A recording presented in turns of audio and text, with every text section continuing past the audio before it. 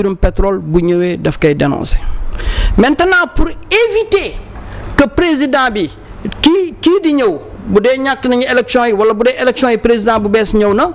kii di ñëw kat dafa ndara annuler li nu mel ni nañu changer date bi si nañ ko jëlee mois de mars pour delloo si que mois de janvier pour que mu bañ a nekk ci entretour bi mais on est le 17 ici on est le 19 ici biñ koy indi et le ko ñu teg si le 20 ils l'ont amené le 17 mu jéggi 19 bi voilà ce qui explique que ni ñu ni on a signé un contrat pour une compagnie qui n'a pas encore été créée mais au fait ça a été signé au mois de mars mais delloosi bi moo ëpp.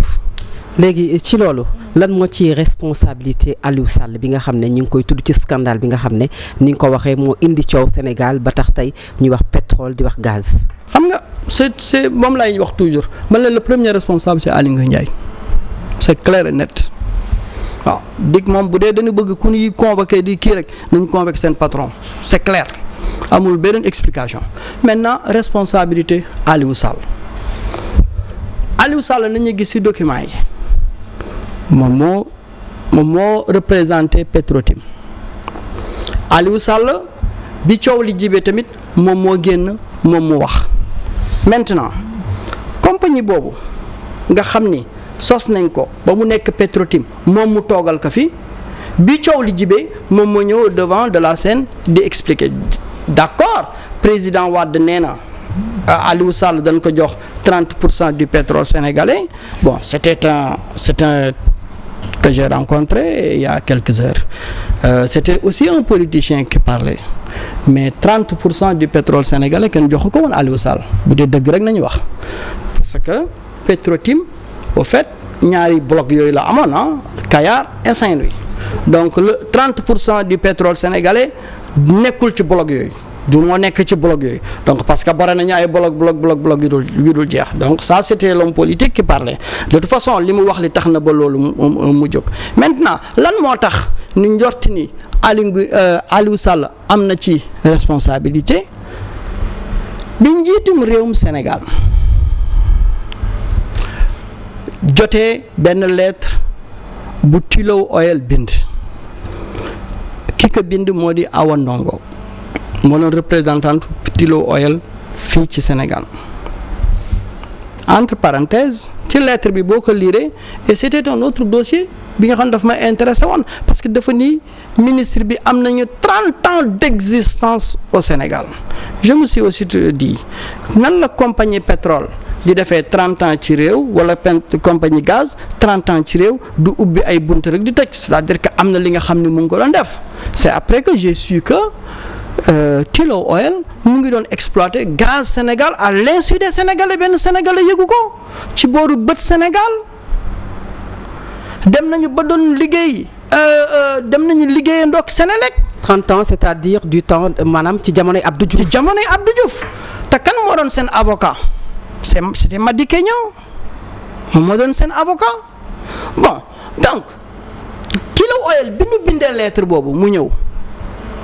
Aly Ngouille Ndiaye jot ko ñi ni seen représentant bi nekk bi Ghana dina jël Air France dina jaar par Paris après dina ñëw Dakar vraiment pour rencontrer le ministre voire même le président parce que ñoom dañu sentir ni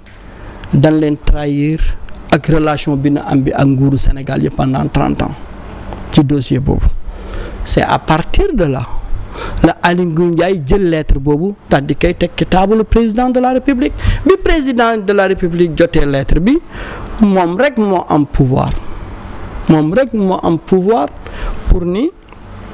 inspection générale d'État dem leen ngeen defal ma enquête inspection générale d'État bi ñuy dem di defi enquête commencé Petrosen dafa am quelqu'un qui travaillait avec Franck Timis qui était l'ex-directeur de Petrosen un certain Kanouté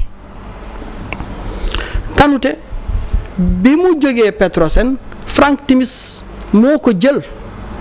muy diriger beneen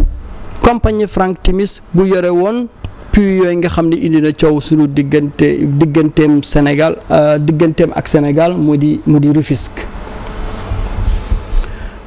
si si la Kanouté informé Franck Timis bi mu informé Franck Timis mu ni ko inspecteur général d'État commencé nañu def enquête ci ñaari licence yi nga xam ne am nga ko entre Saint-Louis et Kayar. Donc si la Franck Timis daal di ñëw Sénégal bi mu ñëwee si la rencontré Aliou Sall bi mu ça sont des faits bi mu rencontré ak Aliou Sall a dû cuisiner l'oreille de son frère jusqu'à ce que enquête bi kenn xaaratul sax résultat yi. man dama jàpp ne président bu yónnee te ni ko yore yaa am boobu pouvoir yónni nga ay inspecteur ni dem di defi enquête ndaw yi di nga xaar ba nu ñëw pour nga mën a jël décision d'autant plus que rencontre yi nga doon def ak inspection générale d'État parce que lu nit ñi di fàtte du question wu da ngay xaar rapport bi inspection générale d'État daan na ngi ñëw di la jox ay update di la rencontrer ni la toll nañ ci enquête bi nangam et il y avait une rencontre entre les deux inspecteurs généraux d'État Oumar Sarr et Ngalla Samb ñoom toog nañu ak Aly Ngouille Ndiaye ñu leen mais attention il y a maintenant le frère du président de la République gis nga pour leeral ce dossier du pétrole là les inspecteurs qui ont fait l'enquête ñu ngi fii ay sénégalais nañu. Donc c'est très facile pour les convoquer ñoom seen bopp dinañu mën a wax li nga xam ne wax nañ ko en privé bu dee bëgg nañu réew mi ak Aly Ngouille Ndiaye donc c'est à partir de là qu'on a assisté au fait à l'entrée de Aliou Sall dans le dossier du pétrole sénégalais tous ces gens-là qui parlent de Atepa man maa présenté diw maa présent mais combien de fois la nit présenté nit ñoom ñaar ni say te yëgul nu ko ni ngi takkante kon conflit d'intérêt daf ci am président dafa sukkandiku ci présence de son frère pour mën a def li muy def ba coow li nekk fi mais par rapport ak coow li lépp xaalis bi nga xamante ni jot na dugg on nous parle des sociétés yoo xamante ni taxawal nañu ko pour masquer yenn affaire Agritrans ci domaine agricole lay yëngatoo moom it lan moo nekk son rôle ba mu mën a encaisser au dos des Sénégalais ci côté pétrole bi ba tey $250 000. waaw là c'est une révélation de la BBC parce que c'est un dossier personnellement qui m'intéresse et maa ngi ci avancé maa ngi ciy liggéey très sérieusement. yaa ngi ci liggéey maanaam da ngay waaj yow tamit comme ni Mayena Jones def wala. Bien sûr parce que mais Mayena Jones dina gën a bëgg suñu réew. mën nañu xaar yow tamit. Bien sûr documentaire boo xam ne nii comme ni BBC. Bien sûr parce que BBC wax na Agritrans ak yooyu maintenant bu dee les résultats de l'enquête nekk na lu am njëriñ je publie mais bu ma gisee ni du lu baax soxlawul ni mislead maanaam du jox Sénégalais information bi nga xam ne correctul